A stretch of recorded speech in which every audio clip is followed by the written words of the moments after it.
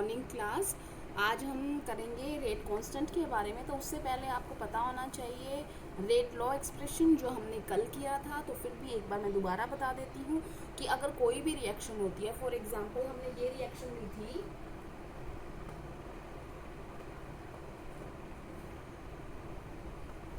ये कोई भी रिएक्शन हमने लिखी, इस रिएक्शन के अंदर अगर हम रेट इसका पता लगाते हैं अकॉर्डिंग टू रेट लॉ, तो रेट लॉ के हिसाब से ये फाइंड आउट किया गया कि रेट लॉ के अंदर जो ये आगे स्टोइचोमेट्रिक कोएफिशिएंट हैं, ये दोनों जो न्यूमेरिकल वैल्यूज़ हैं, इन पर डिपेंड नहीं करता। रेट जो होता है ना, वो हो सकता है कई बार इनके कंसंट्रेशन टर्म्स पे डिपेंड करता हो, कई बार इनके ऊपर डिपेंड नहीं करता है। क्या कह रही हूँ कि according to rate law, rate is directly proportional to, rate किसके डायरेक्टली प्रोपोर्शनल होता है? कंसंट्रेशन टर्म्स जो रिएक्टेंट्स की होती हैं उनकी पावर अल्फा जाती है, या कहीं पर एक्स ले लेते हैं, वाई ले लेते हैं। मैंने यहाँ पर अल्फा ले लिया है, आप हो सकता है आपने वाई लिया हो, बीटा के लिए, अल्फा के लिए एक्स लिया हो, वो कोई फ़र्क नहीं पड़ता। कहने का मतलब है ए और बी नहीं होना चाहिए स्मॉल वाला, बाकी कोई भी आप ले सकते हो।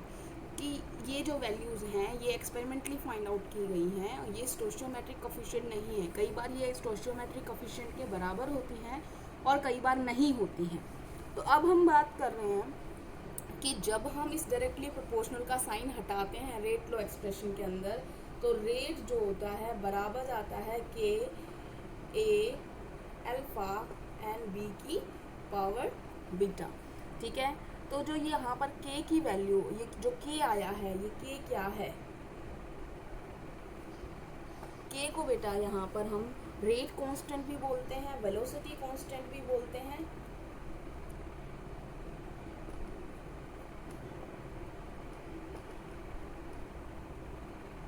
ये कांस्टेंट है, ठीक है। अब ये जो कांस्टेंट होता है इसकी कभी कभी डेफिनेशन भी आ जाती है, क्योंकि इस रिएक्शन इसको बोलते हैं स्पेसिफिक रिएक्शन रेट कई बार।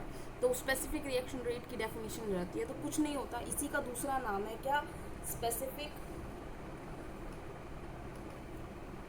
Reaction rate. तो क्या मतलब होता है के का, वो हम करेंगे। तो के जो होता है यहाँ पर,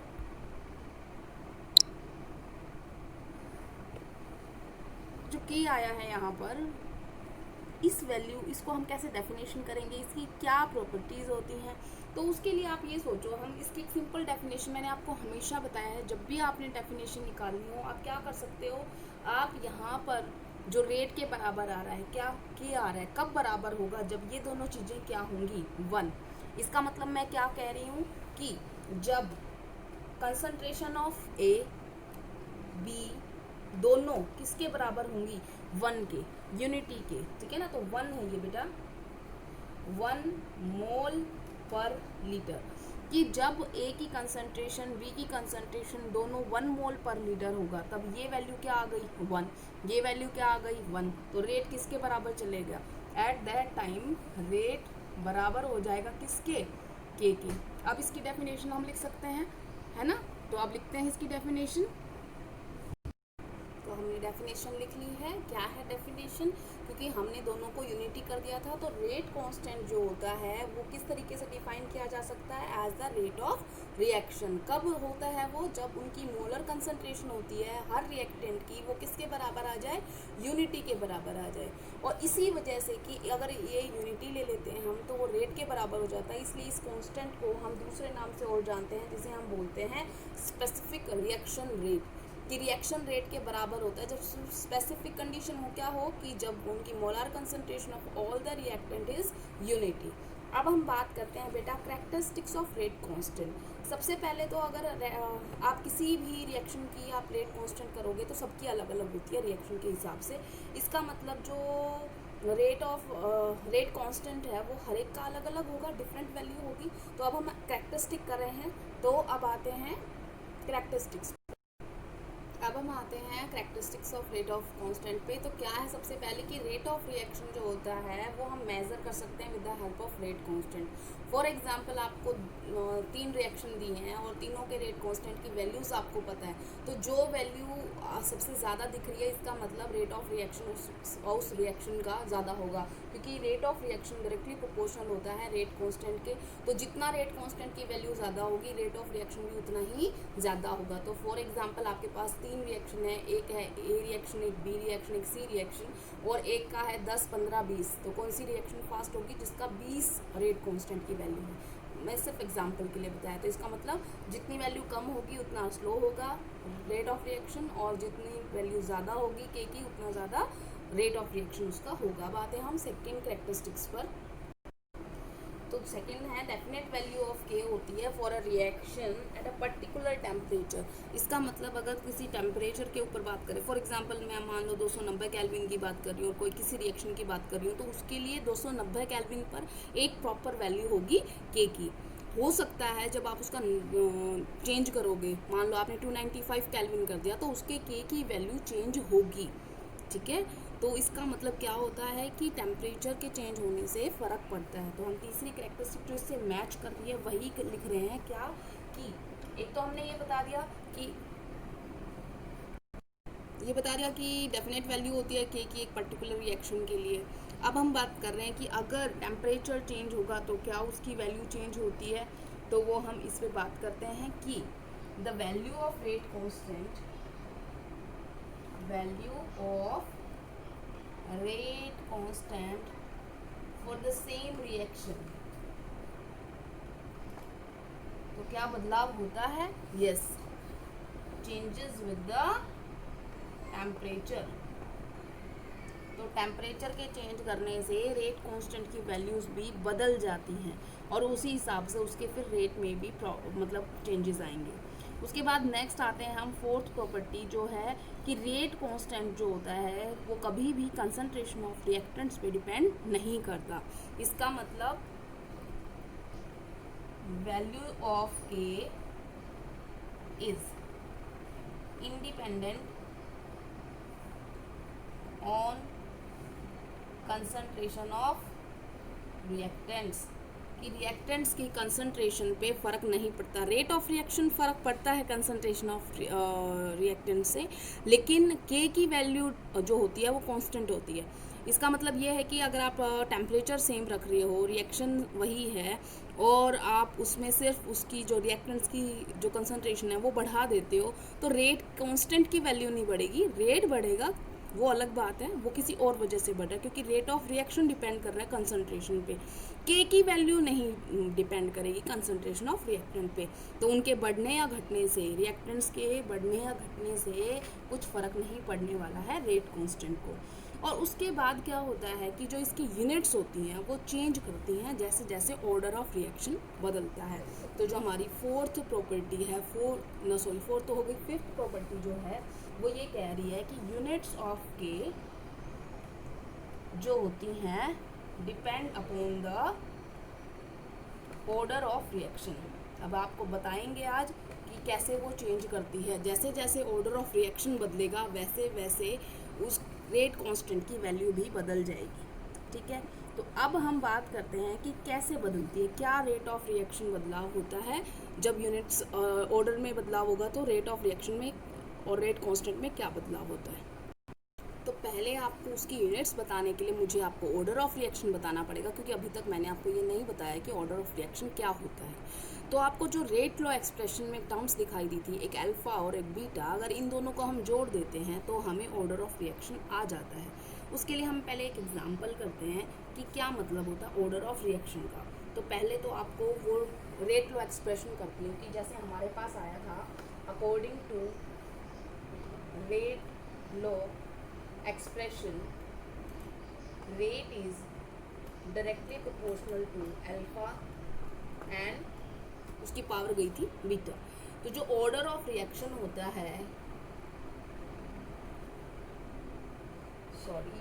ऑर्डर ऑफ रिएक्शन जो होता है, ये जो कंसंट्रेशन टर्म्स की जो पावर आई है ना, इनको आप सम कर दो। वो आपका ऑर्डर ऑफ रिएक्शन आ जाता है। इसका मतलब यहाँ पर ऑर्डर ऑफ रिएक्शन क्या होगा, अल्फा प्लस बीटा, जो वैल्यू आई, जितनी भी न्यूमेरिकल वैल्यू आएगी वो उसका ऑर्डर ऑफ रिएक्शन होगा। अब इसके लिए हम पहले इसकी एक डेफिनेशन लिख लेते हैं। ऑर्डर ऑफ रिएक्शन की क्या डेफिनेशन हुई कि जो सम करना है, किसका सम करना है, इन पावर्स का सम करना है जो मोलर कंसंट्रेशन ऑफ रिएक्टेंट्स की हैं। तो सिंपल क्या हुआ, डेफिनेशन क्या हुई ऑर्डर ऑफ रिएक्शन की, order of reaction is the sum of exponents, powers को बोलते हैं ना, या आप सिंपल पावर्स कर लो, अगर आपको मुश्किल लग रहा है वर्ड तो आप सिंपल लिख दो पावर्स, कि it is the sum of the powers to विच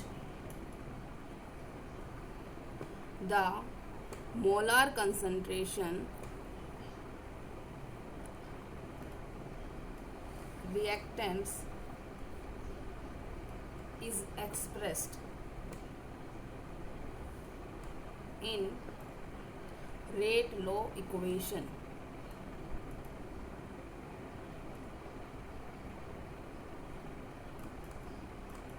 तो इसका मतलब ये क्या है, सम है किसका, पावर्स का, जो किसकी ऊपर थी, मोलर कंसंट्रेशन ऑफ रिएक्टेंट्स के, जब हमने रेट लो एक्सप्रेशन लिखा था। तो it is only the sum of the powers, ये हमने लिख लिया।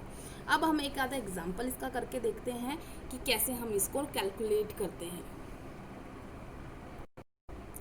तो आपको जो ये रिएक्शन दिखाई दे रही है H2 + Cl2 in presence of sunlight gives HCl, balance और कर देती हूँ इसको, ये बैलेंस हो गई है। एक्सपेरिमेंटली ये फाइंड आउट किया गया जो रेट ऑफ रिएक्शन ना इस पर डिपेंड करता है, ना इसकी कंसंट्रेशन पर डिपेंड करता है। तो इसका मतलब रिएक्टेंट्स की कंसंट्रेशन पे डिपेंड नहीं कर रहा है। तो रेट जो लॉ एक्सप्रेशन आएगा वो एक तरीके से अगर हम लिखें तो यहाँ पर तो कुछ नहीं आया, कुछ नहीं का मतलब H2 की पावर 0, Cl2 की पावर 0। तो इसको अगर आप ओपन करके लिखोगे तो रेट बराबर है के, और ये वाली चीज़ें तो क्यों होंगी, उसकी पावर क्या है 0 है, तो ये तो 1 आ गई। तो इसका मतलब रेट किसके बराबर है, सिर्फ के।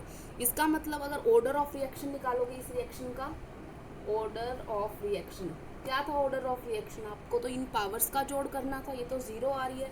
इसका मतलब दिस जो ये इक्वेशन आपको लिखी गई है, this is an example of 0 order reaction. बेटा इस तरीके की आपको याद रखनी है, पेपर में कई बार रिएक्शन पूछ ली जाती हैं और बताओ इसका कौन सा ऑर्डर है। तो आपको कुछ रिएक्शंस आप एज एन एग्जांपल याद कर सकते हो। 0 ऑर्डर की 2-3 कर लेना, 2-3 फर्स्ट ऑर्डर की, 2-3 सेकेंड ऑर्डर की, इस तरीके से। तो एक बार हम देख लेते हैं सारी एक एक टाइप की।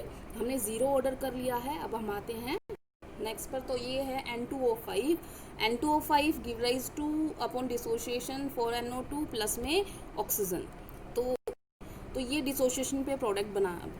अब इसके बाद जो रेट होगा, रेट लो एक्सप्रेशन लिखा हमने, तो एक्सपेरिमेंटली ये फाइंड आउट किया गया जो रेट लो है उसके हिसाब से जो रेट है वो डायरेक्टली प्रोपोर्शनल है सिर्फ इसकी एक पावर कंसंट्रेशन। इसका मतलब क्या हो रहा है कि जो ये रिएक्टेंट है उसकी सिर्फ एक टर्म, इसका मतलब इसकी पावर यहाँ पर क्या है 1 है। भाई हम और कुछ नहीं लिखते तो 1 ही अज्यूम करा जाता है ना, नहीं तो हम 0 लिख देते, 2 लिख देते, 3 लिख देते, या तो आप लिख भी सकते हो, नहीं तो इसका मतलब सिंपल 1 है। तो इसका मतलब क्या हुआ, ऑर्डर ऑफ रिएक्शन क्या हुआ, यहाँ पर कितनी पावर है 1, तो इसका मतलब ऑर्डर ऑफ रिएक्शन इसके लिए क्या आया 1।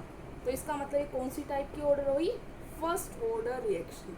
पहले वाली कौन सी थी 0 ऑर्डर, ये कौन सी है फर्स्ट ऑर्डर रिएक्शन। अब हम दूसरा एग्जाम्पल कर लेते हैं। 2NO2 + F2 give rise to 2NO2F। तो इसका रेट जब हमने फाइंड आउट किया गया तो ये आया कि ये सिर्फ NO2 पर एक ही पावर करता है। नहीं तो देखो अगर लॉ ऑफ मास एक्शन लगाते तो यहाँ पे 2 पावर आनी चाहिए थी ना, लेकिन नहीं आ रही। इसका मतलब रेट लो अलग होता है, लॉ ऑफ मास एक्शन अलग होता है। तो यहाँ पर NO2 है वो सिर्फ एक टर्म है, F2 पे भी एक ही पावर से है। तो अब इसका ऑर्डर ऑफ रिएक्शन अगर आप निकालोगे तो क्या आ गया ऑर्डर ऑफ रिएक्शन, देखो इसकी पावर कितनी है 1, इसकी पावर कितनी है 1, तो ये टोटल कितना हो गया 2। इसका मतलब ये कौन सी ऑर्डर हो गई, सेकंड ऑर्डर रिएक्शन का एग्जांपल हो गया ये, ठीक है। अब हम आते हैं नेक्स्ट ज़रूरी नहीं है कि आपकी सिर्फ whole number order of reaction हो, कई बार फ्रैक्शन में भी हो जाता है। फ्रैक्शन का मतलब होता है पॉइंटों में भी हो सकता है। तो कैसे होता है पॉइंट वाला, वो देखिए।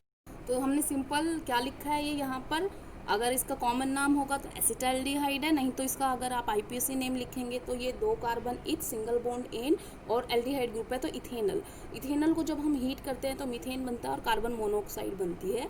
एक्सपेरिमेंटली ये फाइंड आउट किया गया कि जब इसका रेट ऑफ रिएक्शन जो होता है वो इसका 1.5 पावर पे डिपेंड करता है। ये बेटा ये वैल्यूज़ जो होती हैं ये निकालते हैं, एक्सपेरिमेंटली निकालते हैं। इनका जो मेथड है ऑर्डर ऑफ रिएक्शन निकालने का, या 1-2 आपके चैप्टर में भी आएंगे। तो अब जो आपको दिखाई दे रहा है कि इसकी जो पावर है वो 1.5 है, तो इसका मतलब ऑर्डर ऑफ रिएक्शन यहाँ पर कितना होगा, यहाँ पर 1.5 हो गया। ये वैल्यू किस में आई है, ये फ्रैक्शन में आई है। इसका मतलब क्या हुआ कि order of reaction whole number भी हो सकता है और फ्रैक्शन में भी हो सकता है। ठीक है बेटा, ये रिएक्शंस आपको याद रखनी पड़ेंगी, क्योंकि कई बार क्या होता है बोर्ड में इस टाइप के क्वेश्चन आ जाते हैं। जैसे पिछली बार भी 2019 के अंदर क्वेश्चन पूछा गया था कि thermal decomposition of HI on gold surface का ऑर्डर ऑफ रिएक्शन क्या होता है। तो ये वो रिएक्शन थी, thermal decomposition of hydrogen iodide on gold surface. अगर गोल्ड सरफेस नहीं दिया होता, सिंपल थर्मल डिकम्पोजिशन होता तो इसका अलग ऑर्डर होता, लेकिन यहाँ पे गोल्ड सरफेस के ऊपर डिकम्पोजिशन पूछा है तो यहाँ पर एड्जॉर्प्शन हो रहा है, और एड्जॉर्प्शन के दौरान ये HI पर डिपेंड नहीं कर रहा है। जितना ज़्यादा आप प्रोवाइड करते जाओगे रिएक्टेंट्स, उतना ज़्यादा वो एड्जॉर्ब होता जाएगा। ठीक है, तो यहाँ पर वो HI के ऊपर डिपेंड कर ही नहीं रहा, तो नहीं कर रहा, इसका मतलब इसका जो ऑर्डर होगा वो कितने पे आएगा, वो सिर्फ K के बराबर आएगा, यहाँ पर कुछ नहीं आएगा। तो कुछ नहीं आया तो इसका मतलब ये कौन सी टाइप की रिएक्शन हो गई, ये ज़ीरो ऑर्डर रिएक्शन हो चुकी है। अब आते हैं हम कि अगर मान लो हमारे पास सिंपल गोल्ड सरफेस ना दिया होता और फिर हमसे पूछा होता थर्मल डिकम्पोजिशन ऑफ HI, तो हम क्या करते।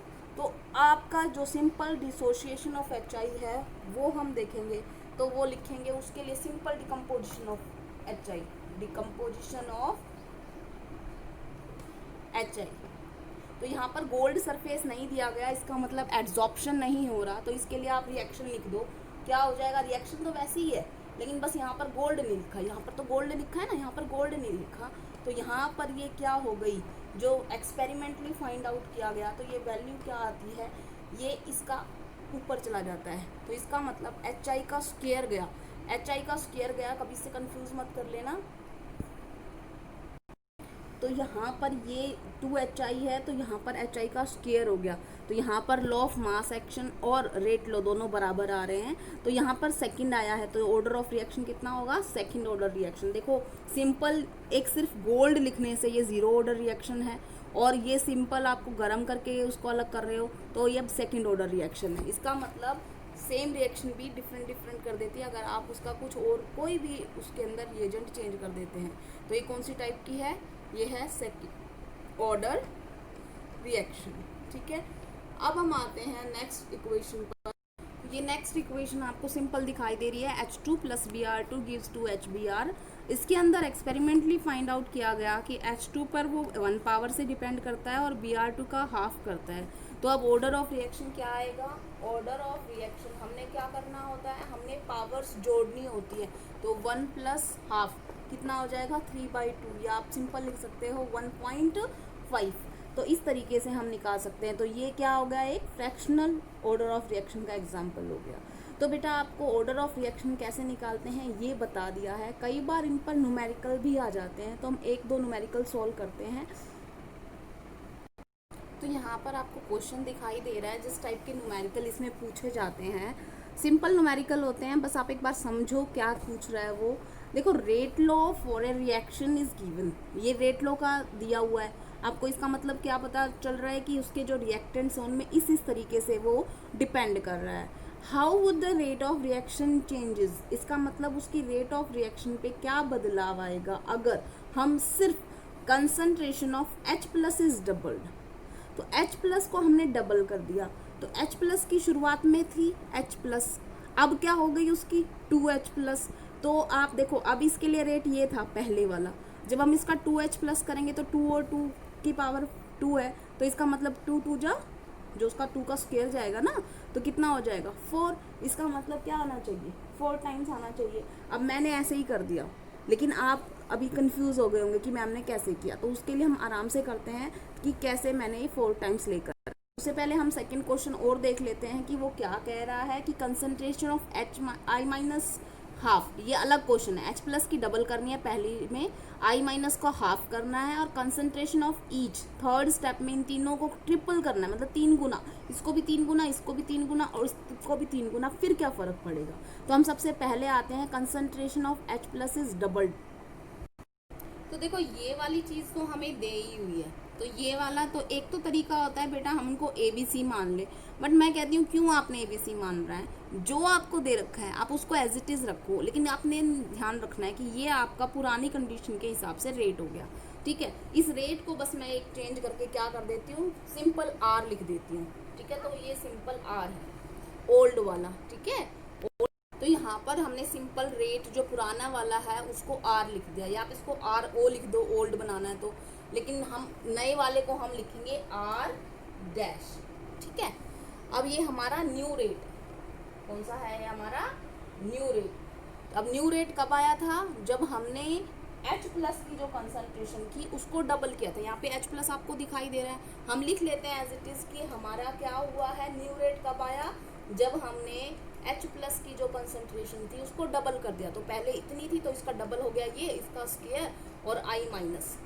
अब आप इसको बाहर लेके आ जाओ, R dash is directly proportional to NO2 minus, ये देखो 2 2 जा 4 हो जाएगा ना, तो मैं इसको आगे लिख दूँ अगर कोई प्रॉब्लम ना हो तो हमने लिख दिया ये 4, और आप एज इट इज़ लिख दो जो आपको मिल रहा है, ये NO2 माइनस है, ये H प्लस का स्क्वायर है और ये I माइनस है। क्या आपको ये इससे मैच करती हुई नज़र आ रही है, इसको छोड़ दो, 4 को छोड़ दो, क्या ये चीज़ NO2 minus H plus square I minus, क्या मैं ये वैल्यू इसमें पुट कर सकती हूँ, तो आप इसको पुट करोगे तो R डैश किसके बराबर आ गया, देखो कांस्टेंट तो सेम ही है, K तो सेम ही है, लेकिन वो कितना गुना आ गया, 4 गुना आ गया। इसका मतलब पिछले जो रेट का कितना हो गया, 4 टाइम्स आ गया,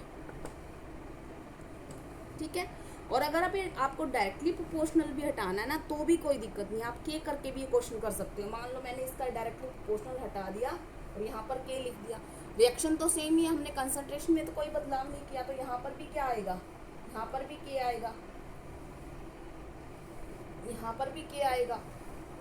और जब आप करोगे तो ये के तो ये पूरा यहाँ से लेगा ना, तो ये यहाँ से लेगा, तो इसकी जगह पे क्या आएगा आर। तो इसका मतलब जो नया वाला है वो 4 टाइम्स है पुराने वाले से। अब हम दूसरा करते हैं, दूसरा क्या था कि I माइनस की जो कंसंट्रेशन है वो हाफ कर देते हैं।